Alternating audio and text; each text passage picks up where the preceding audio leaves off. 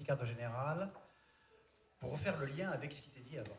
Il y a 3 partis de libération qui sont 3 partis de libération forts. Et dans 2 pays, Zimbabwe et Afrique du Sud, le business soutient ces partis.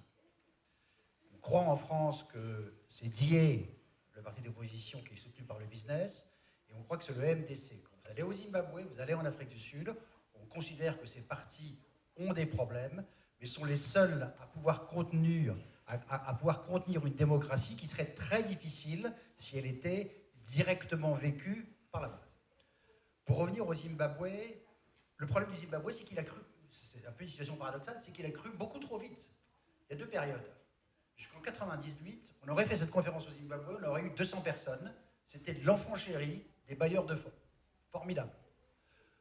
2000 arrive l'affaire de la capture, excusez-moi, la prise de possession des terres. Alors, on peut en faire.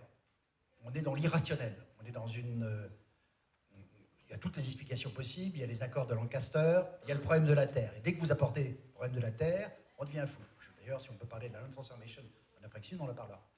En 2009, donc le chaos total s'installe entre 2000 et 2009. En 2009, point capital, dollarisation. Ça s'arrête, on passe d'une inflation à 2 millions de % par an, je ne sais pas quoi, des chiffres astronomiques, à des choses qui seraient à 5%. Qu'est-ce qui se passe? Investissement massif, banque, investisseurs, sud-africains pour beaucoup, qui vient et qui réinjecte de l'argent. Je rappelle simplement, c'est pour ça que dans les taux de croissance, il faut penser un peu exponentiel.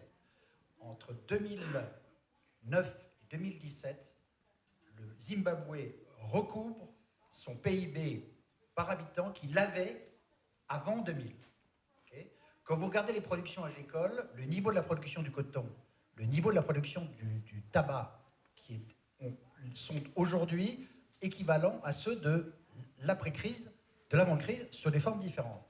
Donc ce que je veux dire, c'est que aujourd'hui, c'est comme si vous étiez une entreprise, start-up, vous avez du cash, et puis alors il faut aller plus vite. Maintenant, on ne peut pas uniquement vivre avec son cash et son bas de bilan, il faut du haut de bilan. Donc le jeu des bailleurs de fonds, absolument indispensable.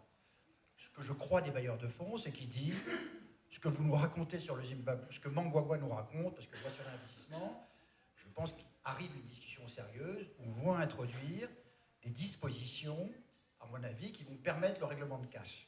Ce que je veux dire par rapport peut-être à l'Afrique du Sud, ce serait paradoxal de le dire, c'est que la capacité, à partir du moment où le problème de cash est résolu, la capacité de rebondissement du Zimbabwe sera exactement à proportion des taux de croissance qu'elle a connus entre 2009 et 2017.